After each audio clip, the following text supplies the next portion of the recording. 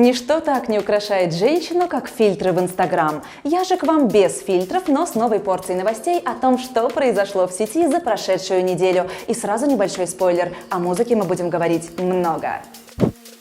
Счастье таджикистанцев оценили в $22 тысячи. Что это значит? Его зовут Баха, и он владеет телекинезом. О ком речь? Раньше пели только брат и сестра, теперь запела и мама. Угадаете, о ком мы? Весенние концерты в Таджикистане набирают обороты. Где и кого послушать? «Женщина-соль» или «Ваша представительница в вашем представлении», как Манижа ответила хейтерам. На недельку до 2 я уеду в Комарово. Почему-то именно эти строки всплыли в памяти после релиза нового трека Сафар Мухаммада «Комароб». Кто-то в заглавии новой композиции расслышал что-то про надоедливых насекомых, другим чудится название американского мускулистого автомобиля «Камаро». Но, кстати, по-научному это называется «Монде Грин» или «Ослышка», когда сказали одно, а мы услышали другое. Известный пример из песни «Скрип колеса», а точнее «Скрип колеса». Если вернуться к песне «Комароб», то автор слов Урзу Исоев говорит о том, что это все-таки название красивого места.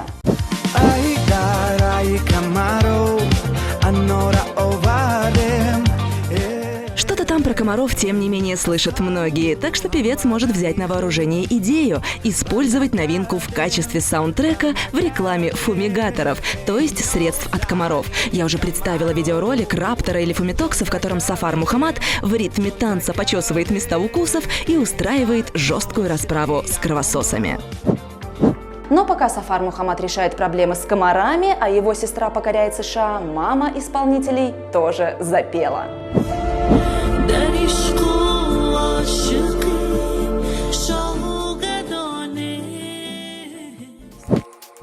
Единственного супергероя, которого я знаю не по комиксам, а в реале, это Завтра-Мэн. Он сделает все, но завтра. Но сейчас о других героях. Совсем скоро выйдет новый выпуск комиксов «Дети Метана».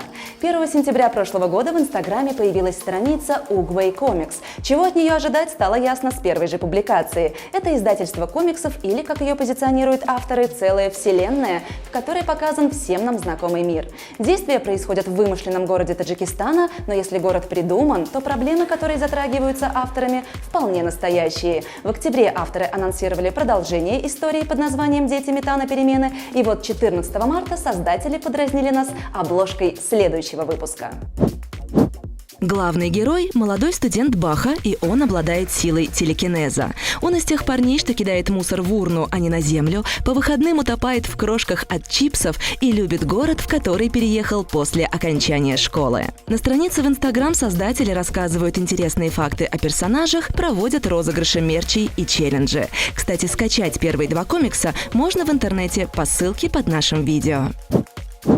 В Таджикистане намерены построить IT-парки. Подумаешь, интернет слабенький, а стоимость его самая высокая в регионе. Зато парки IT. Что это вообще такое? Это место, где активные и талантливые люди превращают свои идеи в реальные бизнес-проекты за счет наличия современной технической инфраструктуры, финансовой и научной поддержки. Напомню, что в глобальном индексе скорости интернета Speed Test Global Index за 2020 год наша страна заняла почетное 133 место. Ну что ж, скорость нашего интернета уже научила нас терпению, а IT-парки, глядишь, и научат чему-нибудь новенькому. Вот она пришла весна, как паранойя или как наплыв концертов в Таджикистане. 22 марта в Хароге состоится выступление группы Авеста. Дружная команда, любимая многими за шикарный этно-джаз, уже выкладывает фотографии с крыши мира. Сольного концерта музыкантов на Памире ждали долго. В этот же день, 22 марта, душанбинцев и гостей столицы порадует концерт, где выступят Мадина Акназарова и Нодира Бегим Усарзода. А 1 апреля в Кохи-Суруш пройдет благотворительный концерт «Мехридиль» с участием Шабнами Сурайо, Мадины Акназаровой, Шабнами Субери. В этот вечер также выступят Хайриддин Шариф, Зулайхо и многие другие. Кстати, что касается Шабнам, то сейчас она находится в Узбекистане. На свадьбе в Самарканде она исполнила песню, которую в свое время записывала с Юлдус Усмановой. Так как подружки на празднике не было, Шабнам спела сама и на таджикском, и на узбекском языках.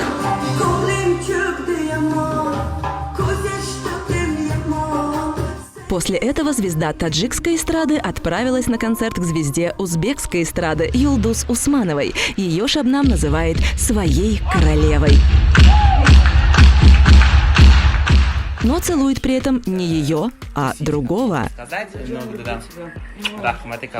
Спасибо большое. В Instagram запустилась функция под названием Reels, которая делает его схожим с TikTok. В некоторых странах она появилась еще в августе прошлого года, но в Таджикистане стала доступна только сейчас. Просто интернет у нас медленный, поэтому, видимо, пришлось ждать аж 7 месяцев. Теперь при запуске камеры наряду с кнопками для съемки сторис или прямого эфира появился значок Reels. После его нажатия можно снять видео длиной не более 15 секунд. Музыка, визуальные эффекты, обложка и вирусное видео готово. Но, к сожалению, никто из местных блогеров или артистов функцией пока почему-то не воспользовался. Видимо, все еще впереди.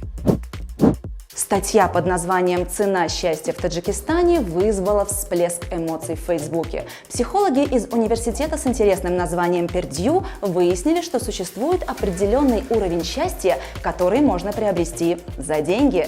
Так вот, в интернет-издании Expensivity, используя оценки университета, посчитали, сколько в год нужно жителям разных стран для счастья. Самое дешевое счастье в маленькой южноамериканской стране Суринам – $6799 в год, а таджикистанцу, по их подсчетам, для счастья необходимо $22 800 в год.